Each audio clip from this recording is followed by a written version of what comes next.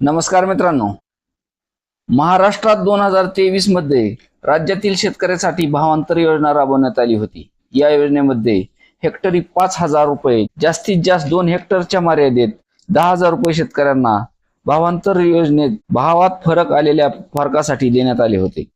पण आता ही योजना कायमस्वरूपी राबविण्यासाठी केंद्र सरकारकडून सध्या तरी या योजनेची चाचणी घेण्यात येणार आहे।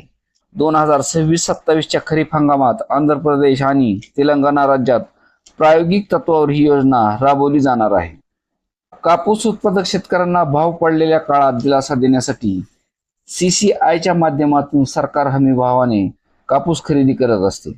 पण मागील 2 वर्षाच्या CCIच्या कापूस खरेदीचा ताण आला आहे। CCIला दोन्ही हंगामात 100 लाख गाठीपेक्षा अधिक कापूस खरेदी करावा लागला आहे।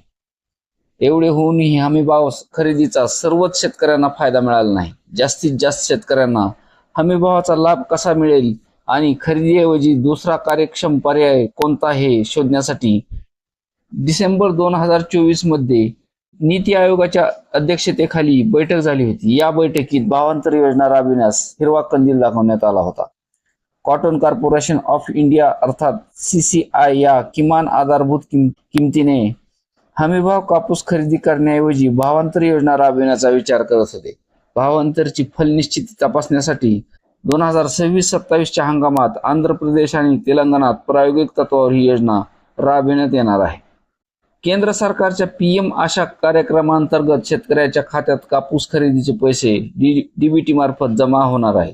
तसेच नोंदणी केलेल्या शेतकऱ्यांना बाजार समितीमध्ये आपल्या गरजेनुसार कापूस विकता येणार आहे।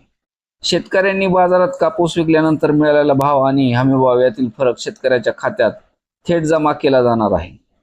उदाहरणार्थ, यंदा कापसाला हमीभाव 8,110 रुपये आहे, पण बहुतांश शेतकऱ्यांनी बाजारात 7,000लाच भाव मिळाला आहे। तर या भावातील फरकात या भावांतर योजनेचा या शेतकऱ्याला 1,110 रुपये फरक हा मिळाला असता। तर अशी ही कापूस भावांतर योजना ही आंध्र प्रदेश आणि तेलंगणा या राज्यात प्रायोगिक तत्वावर चालू वर्षी राबविण्यात येणार आहे आणि त्यानंतर संपूर्ण राज्यामध्ये लागू केली जाऊ शकते। धन्यवाद।